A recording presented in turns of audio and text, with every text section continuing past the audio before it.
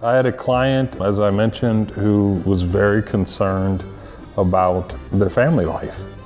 And we sat down and we made goals. One of the goals was to go to Paris with her husband.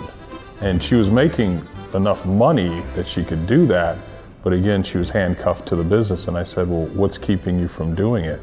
And it was the fear that if I leave, the business will just stop or fall apart. I sent her home that night saying, hey, start planning your trip to Paris. We'll talk about it in 2 weeks. 2 weeks later, she had already scheduled the trip to Paris. Her husband had already cleared his schedule. So they had a set date. She had bought tickets. She had moved from just inaction to action. And so that revelation that she could choose to do these things was eye-opening to her.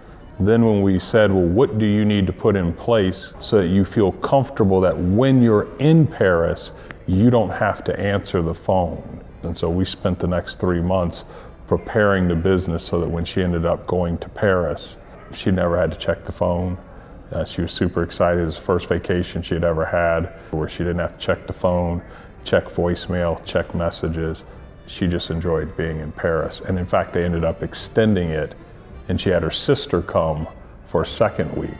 And she said she was going to start doing it every year. And the next year she did it with her daughter and her sister.